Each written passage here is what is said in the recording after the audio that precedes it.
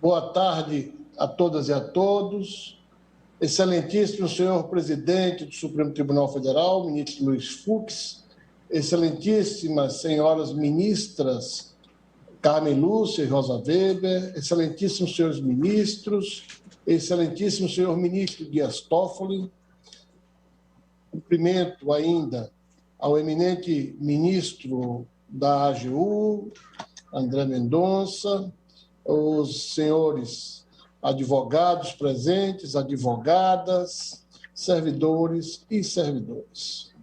Nessa ação direta de inconstitucionalidade, movida pela Procuradoria-Geral da República, impugna-se o artigo 40, parágrafo único da Lei 9.279, de 96, a denominada Lei de Propriedade Industrial, que estabelece um prazo mínimo de vigência da patente de invenção e da patente de modelo de utilidade a contar da concessão e permite que o prazo seja prolongado na hipótese da análise do registro pelo INPI não ocorrer no devido prazo legal.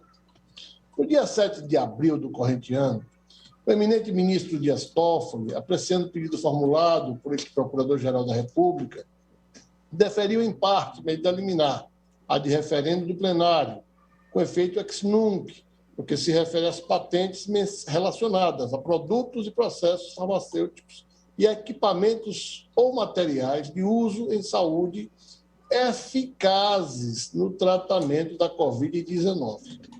Dada a relevância da matéria, encontrando-se o processo devidamente aparelhado, este Procurador-Geral da República requereu e o senhor ministro relator Dias Toffoli traz para o pronto julgamento do mérito.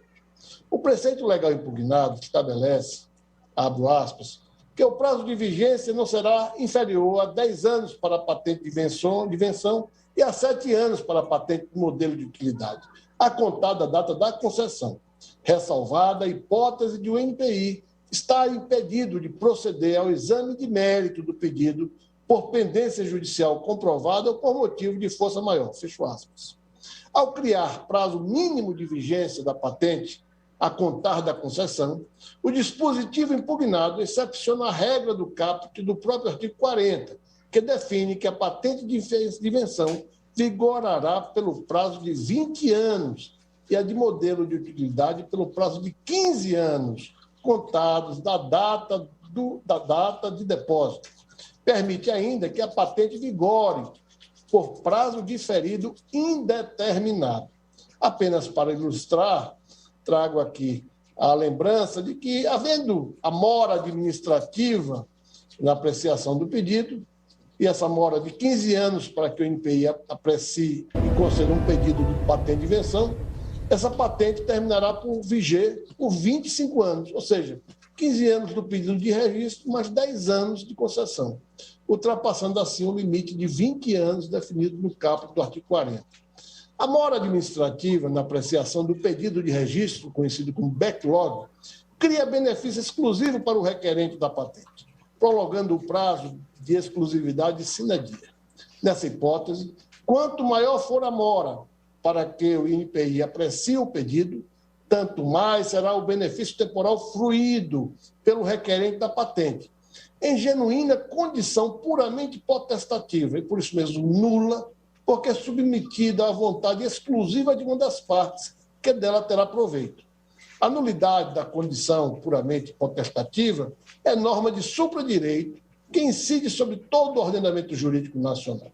Conforme informações divulgadas no site governamental, o INPI implantou um plano de combate ao backlog de patentes, visando a redução substantiva do número de pedidos de patente de invenção com exame requerido e pendentes de decisão em um período de 2 anos. Se a autarquia federal conseguir eliminar o backlog, a questão do tempo de exclusividade da patente estará solucionada. De todo modo, o prolongamento do prazo de exploração sob monopólio sine die, previsto na norma legal impugnada nesta ação, viola normas constitucionais. A possibilidade de a patente vigorar por prazo indeterminado viola o artigo 5º, inciso 29 da Constituição, que estabelece que a lei assegurará aos autores de inventos industriais privilégio temporário, excelências, para sua utilização. A Constituição não define qual o tempo de exclusividade, mas impõe que seja estabelecido um tempo certo, definido e previsível, sob pena de prejudicar a inovação tecnológica e o desenvolvimento socioeconômico, garantidos no capítulo da ciência, tecnologia e inovação, contido na nossa Constituição Federal. Em flagrante prejuízo do mercado nacional, patrimônio que deve ser velado por todos, e também da segurança jurídica. Isso na medida em que obsta ao exercício da livre iniciativa e da liberdade de concorrência. Afeta a estabilidade das relações jurídicas, inviabiliza o planejamento e prejudica o funcionamento do mercado e dos consumidores. Beleza, Regis? Viola, portanto, os princípios dos artigos 5º e 170 da Constituição, que devem ser aplicados de forma ponderada. Hoje está certinho, confirmado. A inexistência de um termo certo, a partir do qual os concorrentes do titular da patente poderão explorar e comercializar o produto, impede o surgimento de competidores, pois dificilmente um empreendedor fará investimento financeiro, científico ou tecnológico sem que se saiba a partir de quando poderá haver a exploração econômica do bem patenteado.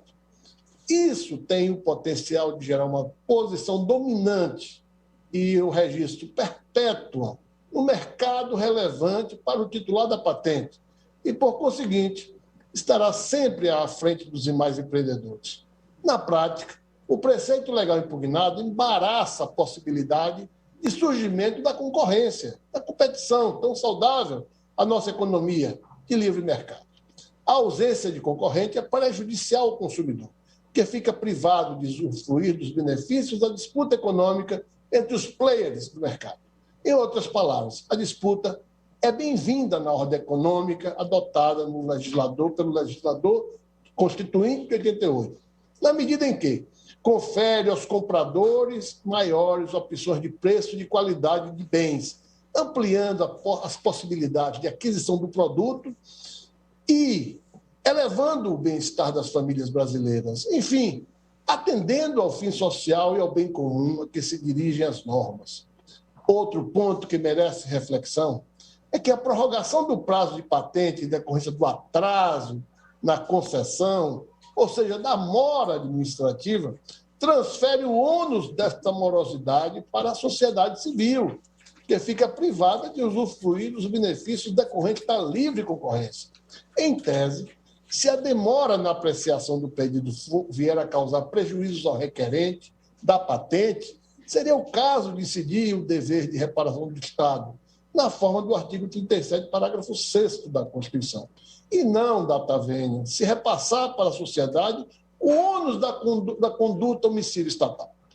O preceito legal impugnado viola também o princípio da eficiência e o direito à razoável duração do processo, consagrados nos artigos 37 caput e 5º, inciso 58 da Constituição.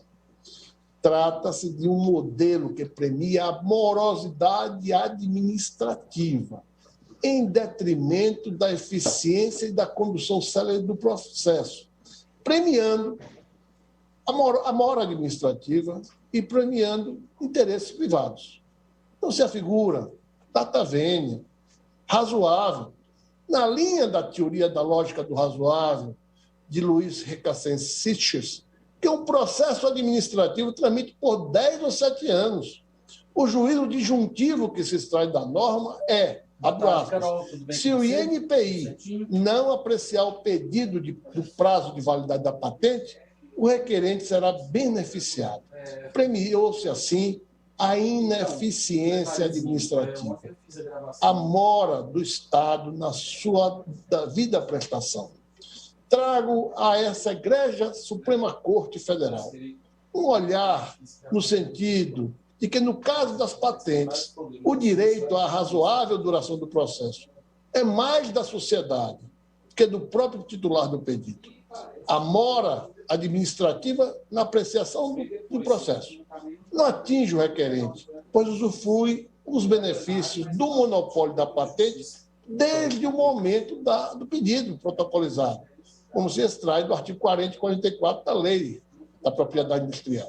De modo diverso, a mora atinge a sociedade e os cidadãos, que ficam impedidos de usufruir do conjunto dos direitos e garantias fundamentais, em constante ponderação com a ordem econômica. Existe interesse jurídico da sociedade civil e que o processo tramite rapidamente, com consequências no prazo da exclusividade da patente. Nessa perspectiva, a razoável duração do processo de registro da patente traduz garantia fundamental, inscrita no artigo 5º, inciso 78 da Lei Maior. Por último, pondero a vossas excelências a necessidade de ser adotada, em parte, modulação temporal dos efeitos da pronúncia de inconstitucionalidade. O modelo normativo impugnado está vigente desde 1996. É possível que existam situações fáticas de patentes sendo exploradas nos termos do preceito legal, com exclusividade sobre o regime de prazo mínimo da concessão, e a interrupção abrupta pode comprometer a segurança jurídica.